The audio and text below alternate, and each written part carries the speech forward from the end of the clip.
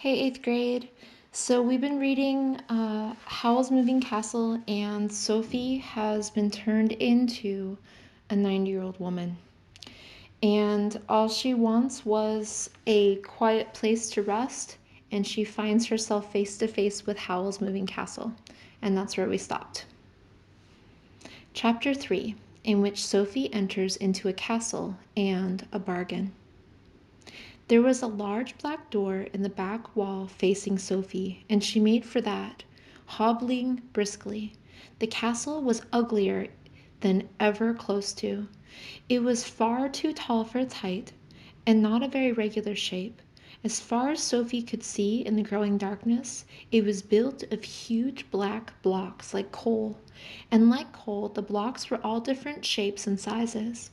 Chill breathed off these blocks as she got closer, but that failed to frighten Sophie at all. She just thought of chairs and firesides and stretched her hand out eagerly to the door.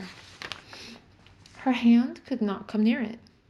Some invisible wall stopped her hand about a foot from the door. Sophie prodded at it with an irritable finger. When that made no difference, she prodded with it with her stick. The wall seemed to be all over the door from as high as her stick could reach, and right down to the heather sticking out from under the doorstep. "Open up!" Sophie cackled at it, and that made no difference to the wall. "Very well," Sophie said, "I'll find your back door," and she hobbled off to the left-hand corner of the castle, that being both nearest and slightly downhill. But she could not get around the corner. The invisible wall stopped her again as soon as she was level with the irregular black cornerstones. At this, Sophie said a word that she had learned from Martha, that neither old ladies nor young girls are supposed to know, and stumped uphill and anti-clockwise to the castle's right-hand corner. There was no barrier there. She turned that corner and hobbled eagerly towards the second big black door in the middle of that side of the castle. But there was a barrier over that door too. Sophie glowered at it. "I call that very unwelcoming," she said. Black smoke blew down from the battlements in the clouds. Sophie coughed. Now she was angry. She was old, frail, chilly, and aching all over. Night was coming on, and the castle just sat and blew smoke at her. "I'll speak to Howl about this," she said, and set off fiercely to the next corner. There was no barrier there. Evidently, you had to go around the castle anti-clockwise. But there, a bit sideways in the next wall, was a third door, and this one was much smaller and shabbier. "The back door at last," Sophie said. The castle started to move again as Sophie got near the back door. The ground shook, the walls shuddered and creaked, and the door started to travel away sideways from her. "Oh, no, you don't," Sophie shouted, and she ran after the door and hit it violently with her stick. "Open up!" she yelled. The door sprang open inward, still moving away sideways. Sophie, by hobbling furiously, managed to get one foot up on its doorstep. Then she hopped and scrambled and hopped again, while the great black blocks around the door jolted and crunched as the castle gathered speed over the uneven hillside. Sophie did not wonder the castle had a lopsided look. The marvel was that it did not fall apart on the spot. "What a stupid way to treat a building," she panted as she threw herself against it. She had to drop her stick and hang on to the open door in order not to be jolted straight out again. When she began to get her breath, she realized there was a person standing in front of her, holding the door too. He was a head taller than Sophie, but she could see he was the merest child, only a little older than Martha. And he seemed to be trying to shut the door on her and push her out of the warm, lamplit, low-beam room beyond him into the night again. "Don't you have the impudence to shut the door on me, my boy," she said. "I wasn't going to, but you're keeping the door open," he protested. "What do you want?" Sophie looked around at what she could see beyond the boy. There were a number of probably wizardly things hanging from the beams, strings of onions, bunches of herbs, and bundles of strange roots.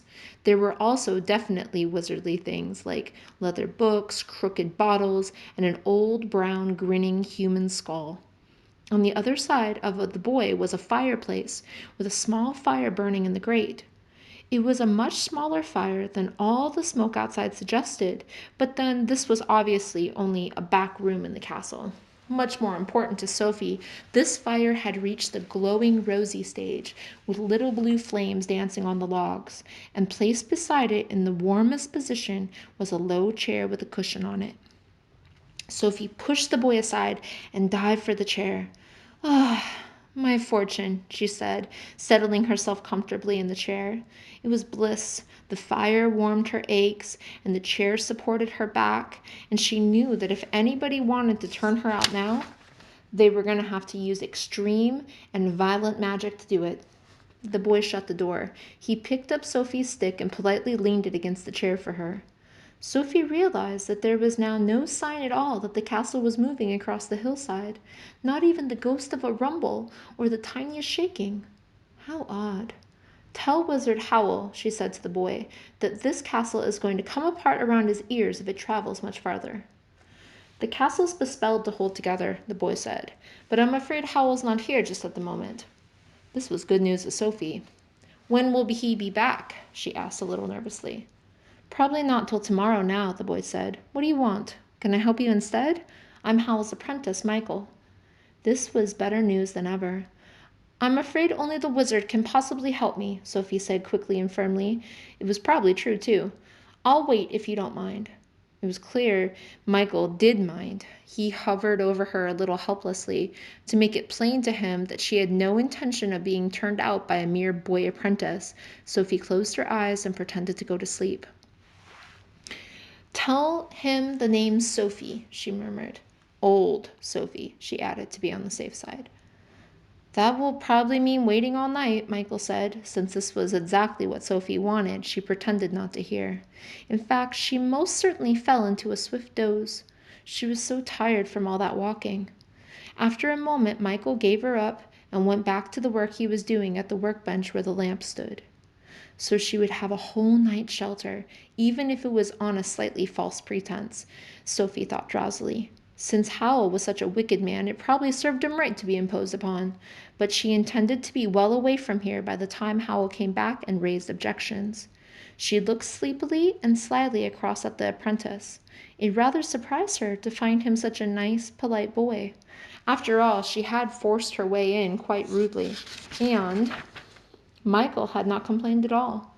Perhaps Howl kept him in abject servility, but Michael did not look servile. He was a tall, dark boy with pleasant, open sort of face, and he was most respectably dressed. In fact, if Sophie had not seen him at the last moment carefully pouring green fluid out of a crooked flask into a black powder in a bent glass jar, she would have taken him for the son of a prosperous farmer. How odd. Still, things were bound to be odd where wizards were concerned, Sophie thought.